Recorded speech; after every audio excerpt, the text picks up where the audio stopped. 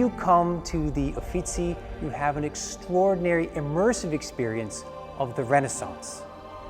The paintings, the artwork, the architecture, and of course, underlining it all is that vast collection, largely on display in the corridors, of the antiquities collected by the Medici family, most of which was acquired in Rome.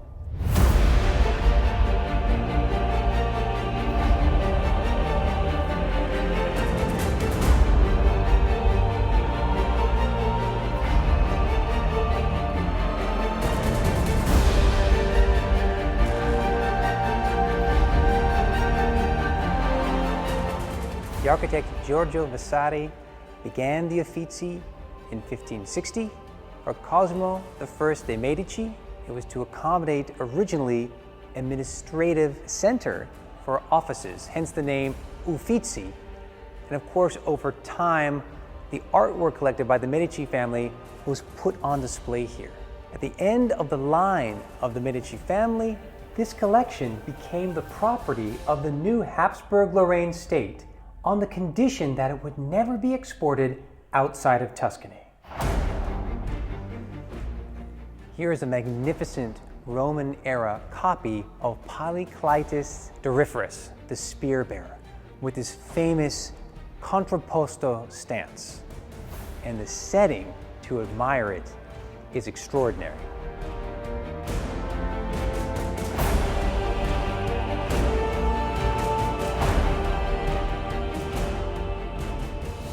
This magnificent hall is the Hall of Niobe, and it tells the story through the statuary of the hubris, the pride of one mother that led to the death of her 14 children. She insulted Latona, the mother of Apollo and Artemis, by saying that she was more important because she had more children than that goddess. And you have here in this collection, found in 1583, at Porta San Giovanni in Rome, that very story narrated in stone.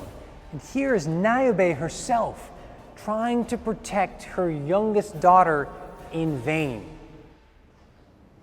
Leonardo da Vinci is one of the greatest figures of the Renaissance. This room is dedicated to his work. We have here his baptism of Christ, the adoration of the Magi, and one of his earliest works, the Annunciation. And he goes on, spends time in Rome, Milan, Bologna, and finally France, where he dies. But it's here in Florence that he truly left his mark, not just on the city, but on the whole movement of the Renaissance.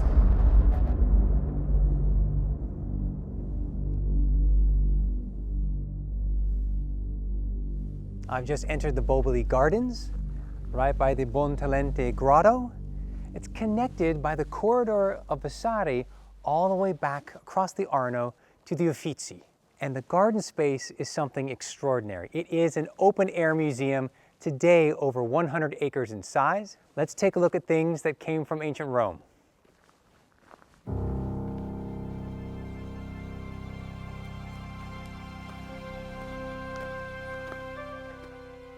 Now, the plinths here belong to an arch, the Archus Nova, that was located originally along the Via del Corso, the Via Lata in Rome. In 1491, that arch was dismantled, and the architectural features eventually become the property of the Medici family, placed in their villa on the Pincio Hill, eventually to be transported here to the Medici Boboli Gardens. And what you have are two plinths that depict duplicate scenes. On each one, you have a victory figure, a goddess, holding a palm with a slave kneeling in chains. And on another side on each, you have a Roman soldier leading a defeated barbarian foe. When we turn instead to the Dacians, the stone with which they are being portrayed is porphyry.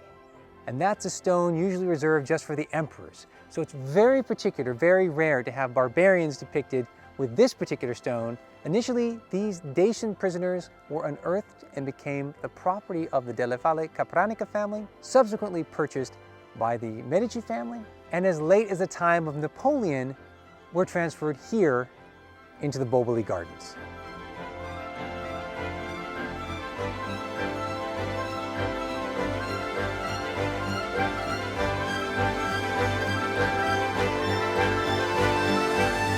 Palazzo Piti behind me is constructed as early as 1458 for the illustrious successful banker Luca Pitti. By 1549, it's acquired by the Medici family and becomes the principal residence in the city of Florence.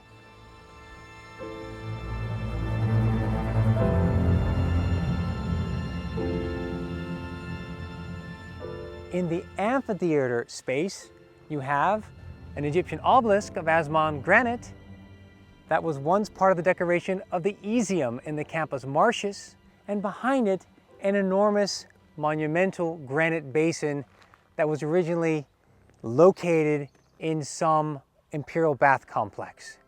It is the quintessential Renaissance garden of Florence. Many of the things that you can explore come from ancient Rome.